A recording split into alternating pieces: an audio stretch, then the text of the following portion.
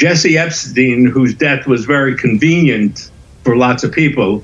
He performed autopsies on Martin Luther King, examined some of the most shocking cases in American history, and at age 91 he stated bluntly, Jeffrey Epstein did not kill himself. That chilling declaration came from Dr. Michael Baden, one of the most seasoned and trusted forensic pathologists in the United States. When he stood over Jeffrey Epstein's body, the first thing he saw wasn't a sign of suicide, but evidence of a homicide, a broken hyoid bone, damaged laryngeal cartilage, injuries that typically appear in victims of manual strangulation. But the bigger shock came from the surveillance video released by the FBI 6 years after the death. Instead of shedding light on the truth, the footage pushed everything deeper into the shadows, cut and spliced data-distorted frames, a missing minute at the most critical moment, and even a mysterious figure appearing with no explanation. If this was just a simple suicide, why was the video edited? If there was nothing suspicious, why is a 91-year-old the only one brave enough to speak the truth? This is not just a story about one death. This is a question for the entire system. And perhaps what you're about to see will change the way you view justice forever. A blind corner from a disabled surveillance system. Someone once said, if you want someone to disappear, take him somewhere everyone believes there are cameras. It sounds ironic, but in the death of Jeffrey Epstein, one of the most closely monitored men in America, it rings like a prophecy. On the night of August 10, 2019, Epstein's body was discovered in solitary confinement at the Metropolitan Correctional Center (MCC) in New York. The government quickly concluded suicide. But when the public turned its gaze to the security cameras where all secrets should have been exposed, the only thing visible was a void. Jeffrey Epstein was no ordinary inmate. He was at the center of decades-long allegations of abuse with victims worldwide and connections to powerful names. Prince Andrew, Bill Clinton, Donald Trump, business tycoons, academics, politicians, and Hollywood stars. After his 2019 arrest, Epstein was held in the Special Housing Unit (SHU) at MCC, a designated area for high-risk inmates, those likely to self-harm, be vulnerable to attack, or need isolation. The SHU comprised 3 wings each with 2 levels. Epstein was lodged on the upper tier of Wing L, a location considered nearly inaccessible with a guard post directly beside the stairwell leading to that unit. In such a secured environment, death while under continuous watch seems nearly impossible. But when the FBI released the official surveillance footage extracted from the SHU system on the night of his death, the public quickly realized the video revealed nothing and didn't show anything. According to a report from the DOJ's Office of the Inspector General (OIG), only 1 camera in the SHU recorded footage, while the others only broadcast live, failing to store any data. That single camera covered the ground floor common area looking toward the guard post and stairwell, but failed to capture the most critical angle, the hallway leading to Epstein's cell. In other words, the main access route through which anyone entering his cell had to pass was completely outside the frame. It was through this blind spot that Epstein effectively vanished from view. At 7:49 p.m. on August 9th, the footage shows him being escorted back to his cell after meeting with his lawyer. He and his escort entered the frame, turned right, and disappeared from view precisely as they approached the stairs. That was the last appearance of Epstein in the video, and the only one. This renders FBI Deputy Director Dan Bongino's televised claim that the video is clear as day. He was alone. No one else appeared dangerously misleading. The video doesn't show him ascending the stairs, doesn't show others entering or exiting, and cannot confirm that Epstein was alone. Beside the staircase was the guard post where someone should have been monitoring 24/7. But on that fateful night that didn't happen. OIG reports show that Tova Noel, the officer on shift from 4 p.m., failed to perform the required 30-minute checks, despite a bright orange notice posted at the station, demanding special surveillance over Epstein. The only other person present, Michael Thomas, was a supply officer with no correctional experience and only started his shift at midnight. Neither carried out their duties, and notably neither was ever captured on camera during critical moments. This leads to a chilling question: if someone else accessed Epstein's cell, through which route did they enter? Who was genuinely monitoring that area, and who decided to deploy just 1 camera in what was supposed to be a high-security zone? Remarkably, during the crucial window between 10:00 and 10:30 p.m., when prison rules demanded checks, no one was recorded ascending the stairs, no officers were seen checking, and there was no visual confirmation that Epstein was still alive at the time. Only at around 10:38 p.m. did the camera briefly show a shadowy figure carrying an object possibly bedding climbing the stairs. The image was too blurred to identify the person. Some experts suspected it was Noel, but forensic analysts countered that the posture and clothing suggested it might have been an inmate, raising serious questions about the supposed complete control of the area. If a video fails to record what's essential, it ceases to be evidence and becomes a veneer, a haze disguising what really occurred in the shadows. But the issue isn't just that the camera failed. The critical question is who decided it wouldn't record essential areas, or worse, recorded and then erased it. In a world where surveillance tech can identify faces in a crowd record guard tower audio and track movement in full 360 degrees, the facility holding one of the most sensitive individuals should not depend on a single camera overlooking a small stretch of hallway missing the most vital sections. This isn't a technical glitch, it's an intentional design. We're not just watching footage. We're confronting a void where the truth should have appeared, but was replaced by silence, obscurity, and deliberate absence. And right in that district of emptiness, a man died. A truth was locked away. And we are face to face with a system built so no one could touch the reality of what happened. And when what should have been visible disappears, the only thing left is the question, who decided the camera should capture so little? And what was happening in the rest, the areas where no light ever reached? Decoding metadata and the missing minute in Epstein's surveillance video. When the FBI released the official surveillance footage in 2025, nearly 6 years after Jeffrey Epstein's death, the public was promised clear evidence of what had happened that fateful night. At the time, Deputy Director Dan Bongino appeared on live television to assure viewers that the footage was unaltered and clear as day. But within minutes of experts reviewing the video, a chain of serious questions emerged, not about what was shown, but about what was missing. The first red flag appeared at exactly 11:21 p.m. In what was presented as raw security camera footage, an illogical detail stood out: a mouse cursor. In standard security camera systems, especially in federal detention facilities, footage is exported as compressed files directly from the storage system and never includes on-screen interactions. So what does the presence of a mouse cursor in the corner of the screen mean? To forensic video analysts, it was evidence that the footage had been recorded from a playback monitor not extracted directly from the system's storage, meaning it wasn't an original file.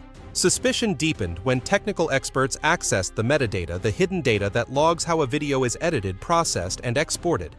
What they found made the word evidence sound almost ironic. The video file had been processed by a user named MJ Cole, one believed to be an internal Department of Justice account. The file wasn't a single video, but 2 separate MP4 clips stitched together using professional editing software, Adobe Premiere Pro and Adobe Media Encoder. Date of processing May 23, 2025. This directly contradicts the FBI's public claim that the footage was unedited. And it didn't stop there. Time analysis revealed nearly 3 minutes of missing content from the final cut, most crucially the missing minute from 11:57:35 to 12:00:00. That time window covered the shift change between staffers Noel and Thomas and coincided with several suspicious activities around the housing unit. But instead of showing what happened, the video jumped right over the most critical moment, as if someone had deliberately edited out the past. In response to public backlash, FBI representatives claimed the missing footage resulted from the system's auto-reset every night, citing outdated software from 1999 that causes 1 minute to disappear daily. But when pressed to release surveillance from other nights to prove that the data loss was random, the FBI failed to produce any.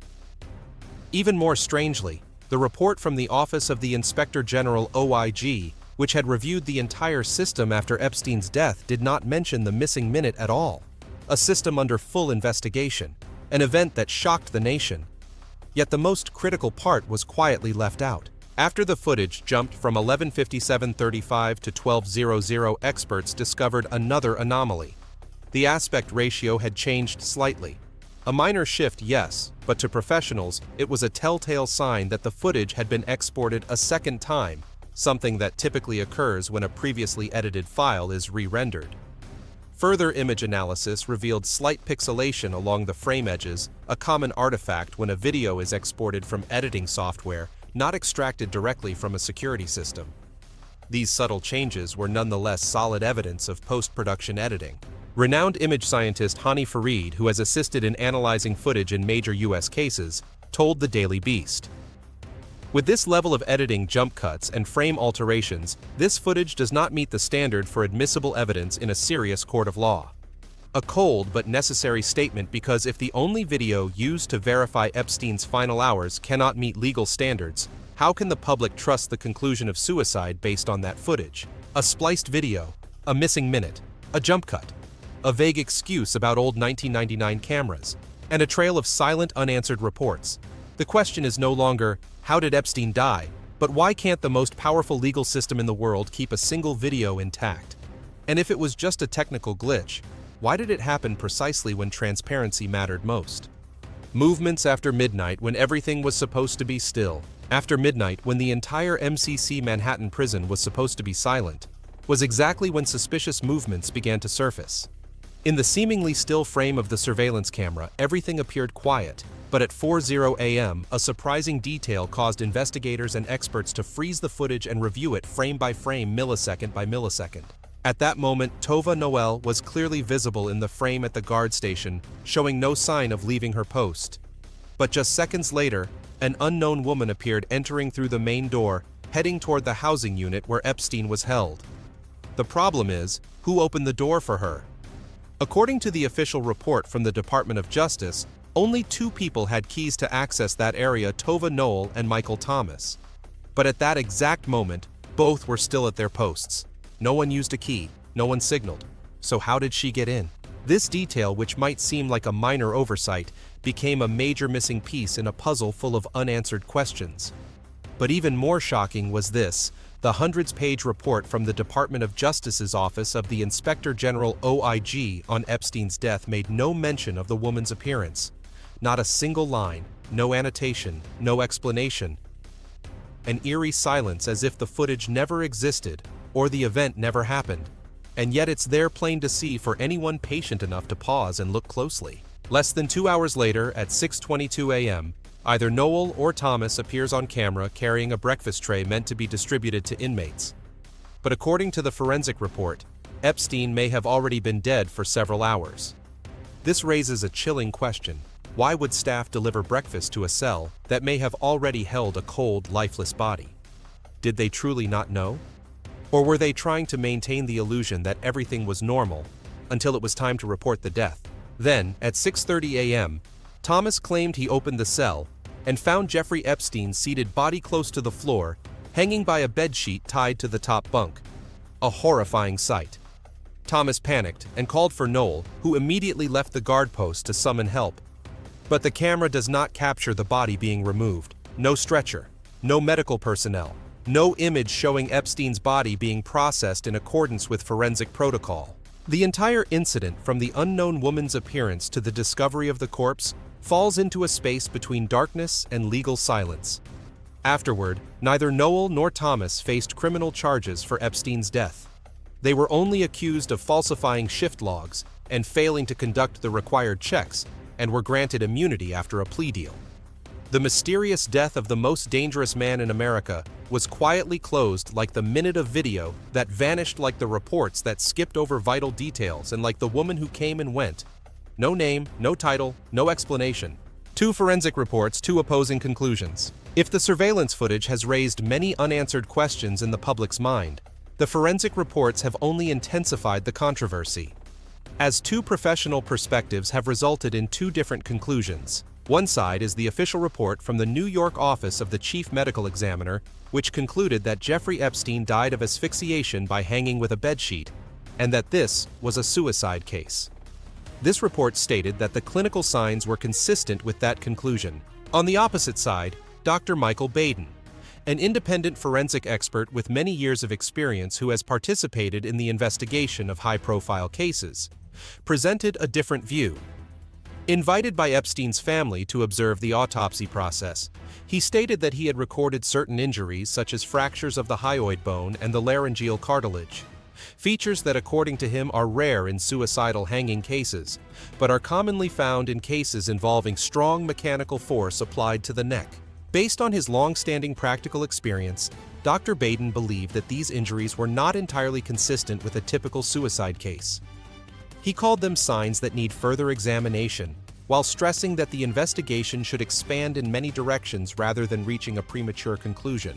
Another point that also attracted the attention of professionals was the extent of DNA testing at the scene. According to the report, no foreign samples were found in the prison cell besides Epstein's DNA. However, the sampling method's scope of testing and criteria for exclusion were not disclosed in detail, leading to questions about the thoroughness of the procedure, particularly in a case with such high public and political sensitivity.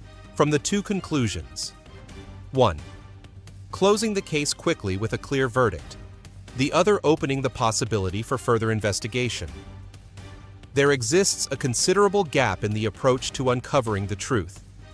The official conclusion from the authorities reflects an effort to handle the case promptly and procedurally, whereas Dr. Baden's assessment demonstrates caution and a desire to broaden the scope of analysis. The question is, when there are two forensic viewpoints worth considering, is there enough room for the unclear details to be publicly dissected, especially in the context where the surveillance video, which is supposed to be key evidence, has also been criticized as incomplete or not covering all the necessary areas? Ultimately, this is not only a matter of how an individual passed away, but of how the system responds to a complex case that requires a high degree of transparency.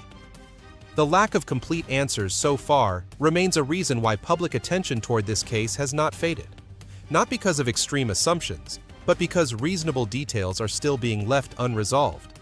Aftershocks following the death. From the very moment Jeffrey Epstein was found unresponsive in his solitary confinement cell at MEC Manhattan on the morning of August 10, 2019, his death immediately went beyond the scope of a single incident. This was no longer a regular in-custody death. It became the catalyst for one of the deepest crises of trust ever seen in modern America. When a figure once positioned at the center of a hidden power network, with ties stretching from Wall Street to the White House, from Hollywood to the British royal family, dies under murky circumstances, the question the public asks is no longer who died, but rather who is being protected. At the very center of this media firestorm stood the two most powerful institutions in the U.S. justice system: the Federal Bureau of Investigation (FBI) and the Department of Justice (DOJ). Both issued statements meant to reassure, but only served to deepen public skepticism. Then Deputy Director of the FBI, Dan Bongino, forcefully declared that the surveillance video capturing the moment of death would soon be released in its original unedited form. Meanwhile, Attorney General Pam Bondi promised complete transparency, pledging to provide full investigative documentation in order to put an end to all speculation. But the strange thing was, none of those promises came true.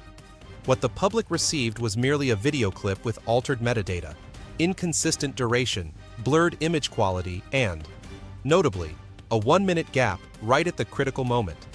To make matters worse, the surveillance system was claimed to have suffered a sudden malfunction. Prison staff had fallen asleep and filled out records incorrectly, and the original tapes were lost for unknown reasons. A string of coincidences so suspicious that even seasoned criminal investigators could only shake their heads. Many anonymous sources within law enforcement agencies revealed to the press that the FBI actually still holds the original unaltered video, but has never made it public. For most people, this silence is tantamount to a quiet admission that there is something that cannot or must not be brought to light. By the end of 2019, a wave of skepticism had spread across the internet in the form of a short but haunting phrase: "Epstein didn't kill himself." This slogan quickly turned into a meme, a hashtag handwriting on walls, even printed on t-shirts, mugs, and billboards, as an unspoken declaration of lost trust. No explanation was needed. Just reading the phrase, people understood some truths had been distorted beyond acceptability. Satirical TV shows like Saturday Night Live, political talk shows, podcasts with millions of listeners, and especially the Netflix documentary series Jeffrey Epstein, Filthy Rich, kept the flame of doubt smoldering for years. To the public, Epstein's death was not merely an unsolved mystery. It was a symbol of power beyond the reach of law, of a system where those with enough money connections and influence could do anything and erase every trace afterward. Then in August 2021, another shocking move came from the U.S. government, the federal prison MEC Manhattan. where Epstein died, was ordered to shut down permanently. The official reason given was deteriorating infrastructure no longer meeting safety standards. But for those who had followed the case from the beginning, this was not simply about facility upgrades. The dismantling of the place that once held Epstein, a prison once deemed the highest security facility in America, felt more like erasing a crime scene. When cameras don't work, staff are not prosecuted, original footage is never released, and now the prison itself is gone. People began to suspect the truth died with those walls. Instead of extinguishing speculation, the surveillance footage only poured fuel on the fire. It didn't prove that Epstein committed suicide, but it did reveal numerous contradictions, edited data, stretched frames, unidentified individuals passing by, and complete silence from the authorities. Each of these details, like mismatched puzzle pieces, only made the overall picture more chaotic and more suspicious. The final, and most haunting question, still remains unanswered. Will the public ever be allowed to know the truth, or only what others choose for them to believe? If this truly was a suicide, as the official report concluded, then why has the original footage been concealed? Why is the only video released to the public missing a critical 1-minute segment with edited metadata and glitchy images, as if someone deliberately interfered? Why has the second hallway camera, which could have shown what happened before and after the death, never even been mentioned, let alone released? And why are all legitimate questions from the public left unanswered, replaced instead with a vague explanation system error? These are not just suspicions. This is the outrage of millions who are watching. Because in a democracy, where the rule of law is held sacred, the public has the right to know the truth, not the edited version, not a censored statement, but the original, complete, unaltered truth. And if that truth still exists somewhere, on an unreleased hard drive in an untold testimony, or in documents stamped classified, then it must be brought to light. Not just to clarify the death of one man, but to protect something greater, the public's trust in justice. If you too believe that the truth should not be hidden, if you too long to see what was once concealed, then like, share, and subscribe to the channel, because the search for the truth is far from over, and we will not stop.